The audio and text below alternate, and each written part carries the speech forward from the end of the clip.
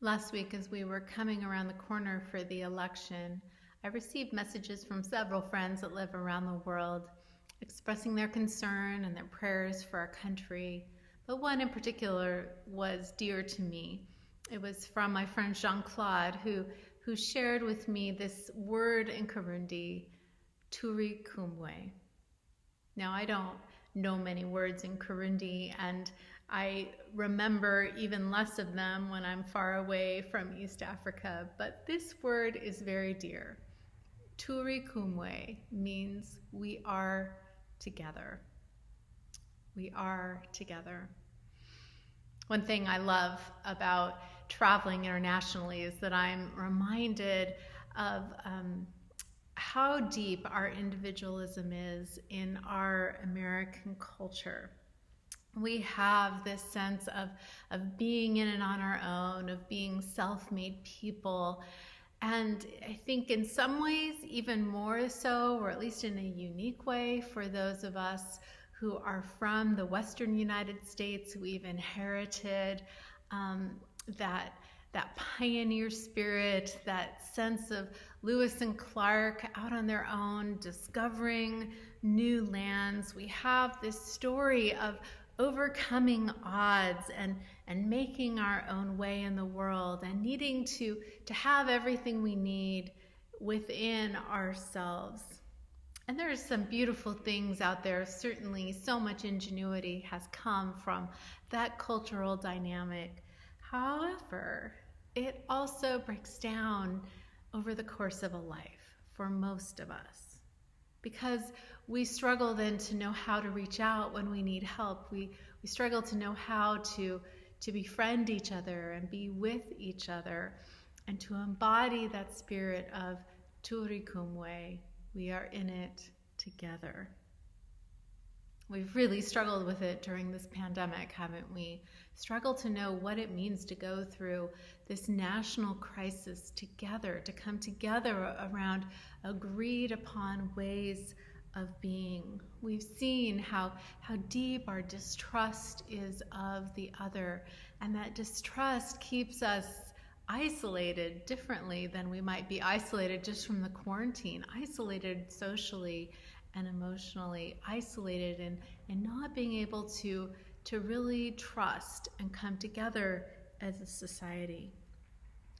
There's no doubt that as Americans, most of us could really stand to grow in that spirit of turi kumwe. We are together. Our text today from Judges 4 is one of the oldest texts in the Bible, one of the earliest texts. And it's an interesting story. It comes in a peculiar period in the history of Israel that's described in the Bible. It comes during the time of the Judges. The period of the Judges is kind of an experiment in governing, or at least that's how it comes to us, in which God says, I'm not going to give you a king. I'm going to rely more on local grassroots leaders to lead you. And there's a question that's posed in the first chapter of Judges, this question of who should go up and who should fight for us. And so this fledgling tribe of Israel is coming up against the people of Canaan and these enemies, and they're trying to establish their identity, and they're asking themselves, who's going to lead us, and how are we going to establish our national identity in this time? And the answer that God gives them is one that is maybe a little suspicious. Doesn't seem like it might have a great chance of working. It's I'm going to raise up judges for you, local leaders, to help you make it through this time. So there's no king or centralized government. And what happens is that the most unlikely judges are put into place in the first few chapters. There's Ehud, who has the perceived disability of being left-handed. There's an outcast, someone who's on the edges of society named Jephthah. And in this chapter, there's Deborah, who is a woman. All of them may be less qualified because of their outward appearances or because of the ways that they were born, and yet these are the people that God chooses to lead this country. So Deborah is the current judge in Judges 4, and she is sitting under a tree giving judgments, helping to govern the people, and she is called upon by God to join with Barak, with the military leader of Israel, to defeat the latest incursion by the Canaanites. They need to make a move, and Barak is eager to go forward and to win the victory, and probably to take a little credit for it. But Deborah tells him, you know what? You're not going to get credit for this victory. Instead, it's going to go to a woman. And by that woman, she didn't mean herself. Actually, it ends up going to a woman named Jael, just a housewife who was at home. And when the fleeing general of the opposing army came into her tent, she hid him. And while he was asleep, she, in one of the most violent moments of the Bible, she put a tent stake through his head. And she was declared the victor. So there's this interesting story in Judges where it's very ancient, very old, this sense of the world is in a little bit of chaos, and the people of Israel are unprotected, and they don't have a trustworthy government. And yet this ragtag group of people, Deborah, the woman judge, Barak, kind of a little bit of a egotistical and insecure military general, and this housewife come together with the Israeli army to defeat their enemy and find victory. And then it says there's a period of peace, many decades of peace that follow this incident. Now, you can pick your favorite storyline. Maybe you love the superheroes in the Avengers movies who need each other, who have to come together and each bring their particular strength to win the battle. Or maybe you're a Star Wars person. You love that idea of the intergalactic fight for justice across the planets. Or maybe, like me, you've been eagerly awaiting the new season of This Is Us to come out on TV. It's this story of a messy and imperfect family who seems to keep finding their way back to each other through many, many difficulties. Or maybe you're laughing regularly at Schitt's Creek, that story of a wealthy family who loses all their wealth and yet in some ways finds themselves and finds community for the first time when they move to a tiny little quirky town. Or maybe you're a Tolkien person and you love The Lord of the Rings, and your heart just beats a little faster when you see Frodo with his friends walking through the Middle Earth, the elves and the hobbits and the humans and the dwarves who battle evil together. Or as we come into the holiday season, many of us will be reminding ourselves of Narnia, that country where it was always winter and never Christmas, until a group of children were able to work with Aslan, a lion, quietly to save Narnia. These stories that we tell ourselves connect with us deep within because they are stories of turikumwe. They are stories of being in it together. They're stories that tell us we are not lone rangers. We are not alone. We deeply need each other. We need each other's strengths and gifts.